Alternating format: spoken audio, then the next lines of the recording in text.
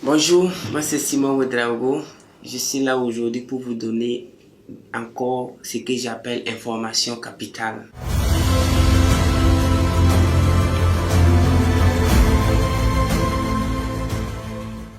Je répète toujours que quand ça ne va pas chez vous, quand il y a la pauvreté, quand il y a les soucis, les angoisses, c'est qu'il vous manque une seule chose, l'information. L'information. La pauvreté, c'est pas quand on n'a pas les moyens, mais quand on manque d'informations. Vous ne savez pas où aller chercher les informations. Quelqu'un m'a dit, coach, moi je m'informe, je regarde la télé, je suis France 24, je suis. Si tu suis toutes les télévisions, il dit, oui, lui il a un bouquet Canal Sat. J'ai dit, tu sais, tu ne t'informes pas, mais tu t'embrouilles. Parce que l'information, c'est la chose la plus chère au monde. Et tu ne peux pas avoir l'information cadeau comme ça. Voilà. Quand on parle de services de renseignement, quand on parle de KGB, FBI et tout, vous savez qu'est-ce qu'ils font? Ils cherchent des informations. Et quand on cherche une information, on peut payer une information à $1 million, $2 millions. Ça, c'est juste pour une information. Mais lorsque vous regardez vos journaux, vos news, qui vous font souvent mal à la tête, vous avez payé combien? Pouvez-vous payer de l'argent pour regarder des milliers de morts? Pouvez-vous payer votre argent et regarder des bombes qui s'explosent? Never ever. Quand tu payes ton argent, par exemple, un séminaire de $300, $1,000, $2,000, quand tu payes un livre à $300, c'est là que tu commences à chercher de l'information. Quand tu t'attaches sur les informations que nous donnons, tu cherches ce qu'on appelle l'information. Donc aujourd'hui, je vais vous donner quelque chose très très important. Aujourd'hui en Afrique, tout le monde veut entreprendre. C'est devenu la course à l'entrepreneuriat. D'après que l'entrepreneuriat ça marche. Parce que les gens ont compris que depuis ces soi-disant indépendance, on a mené les gens en bateau, un faux bateau de l'éducation. C'est-à-dire un vrai lavage de cerveau. On va vous mener pendant des années, on va vous donner des papiers et vous allez aller sur le marché mondial ou du moins même local. Et personne n'a besoin de vous. Aujourd'hui, les gens sont conscients qu'il faut entreprendre. Mais il ne suffit pas de savoir que l'entrepreneuriat est vraiment une condition sine qua non du succès. Il faut savoir qu'est-ce que c'est que le carburant de l'entrepreneuriat.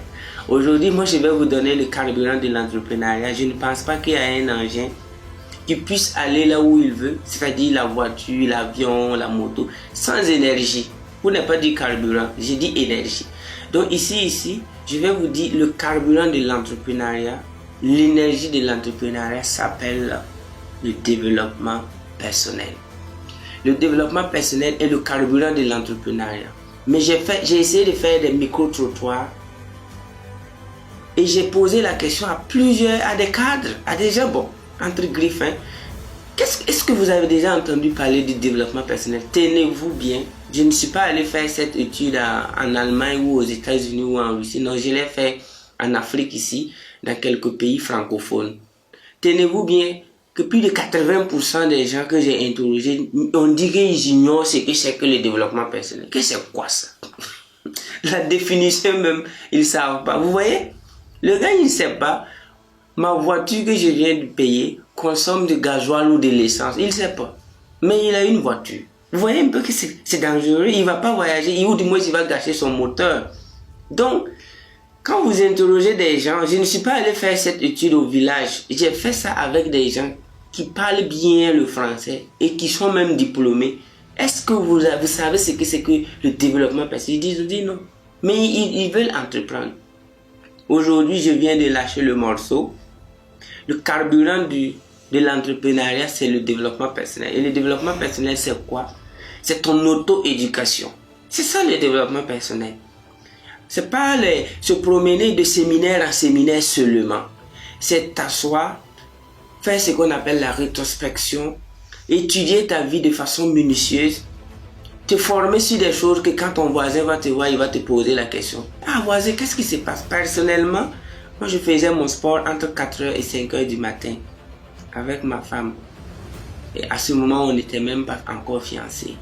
Mais les gens disaient qu'ils veulent faire la police, qu'ils ont même entendu dire que moi je vais être gendarme, que c'est pourquoi nous on fait le sport à 5h du matin, que c'est pour pouvoir être admis aux épreuves sportives. Après ça, il me voyait bosser beaucoup. J'avais toujours des livres avec moi, je lisais beaucoup. Et il me disait que c'est pour mon examen que je me prépare. Je les ai posé la question. Quand on étudie, c'est pourquoi? Que généralement, soit on a un examen, soit on a un concours à passer. J'ai dit, ah bon? C'est comme ça que vous définissez les études? Non, moi je suis en train de m'auto-éduquer. Vous voyez un peu comment les gens pensent dans les pays où l'entrepreneuriat vraiment n'est pas connu de tous.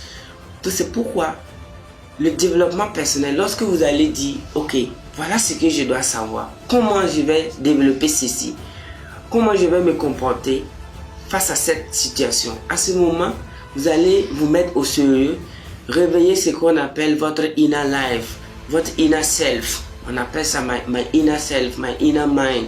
Il y a des choses en nous, il y a des vibrations en nous, il y a de l'énergie qui dorment en nous. Et pour les réveiller, il faut obligatoirement passer par le développement personnel.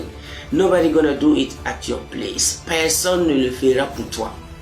C'est pourquoi que tu sois timide, que tu ne puisses pas prendre la parole devant les gens. Tout ça, ça dépend de qui tu veux être dans la vie. Moi-même, j'étais timide.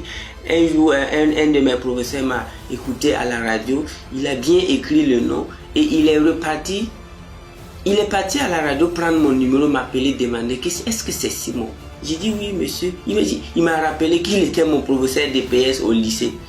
Que c'est moi je parle à la radio? J'ai dit oui. Puisque moi j'avais toujours le prix de la timidité. À la fin de l'année, j'avais des grosses moyennes avant que je quitte l'école, bien sûr, puisque j'ai abandonné mes études pour devenir quelqu'un dans la vie. Et bon, l'école, pas les études en tant que tel. Donc, il m'appelle, il me dit, mais que c'est pas moi, tous les professeurs me félicitaient parce que je ne bavardais pas, je parlais pas. J'ai dit, bon, c'est parce que je ne savais pas ce que je voulais dans ma vie. Quand tu commences à savoir ce que tu veux dans ta vie, tu es obligé d'abandonner ce qu'on appelle la timidité. Je ne peux pas parler en public, je n'arrive pas. Mais il ne faut pas le faire. Comment tu vas développer ton business? Comment tu vas externaliser tes entreprises? Comment tu vas rentrer même en bourse? Comment tu vas convaincre des clients?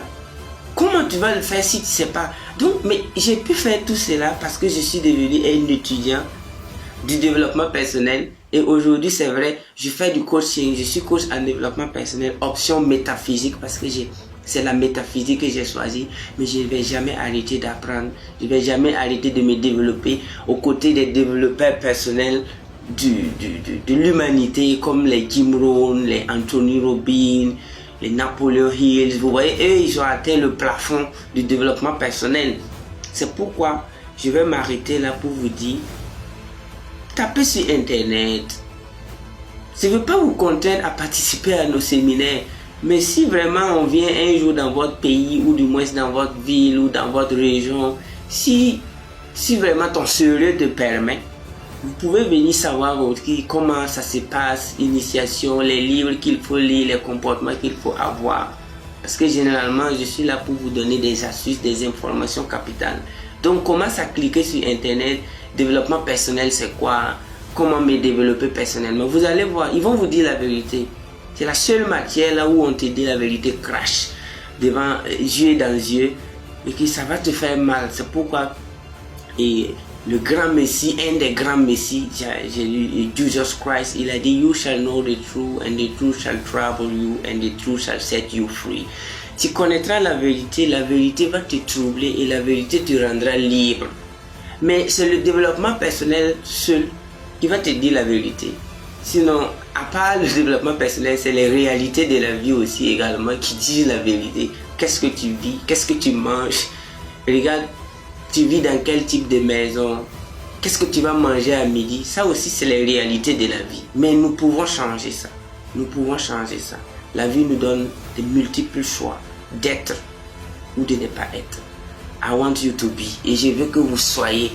C'est pourquoi, c'est vrai, en Afrique, ici et partout dans le monde, ceux qui sont à l'abri du besoin sont ceux-là même qui ont entrepris. Mais avant d'entreprendre, il faut vraiment se charger du grand carburant de l'entrepreneur qui est le développement personnel.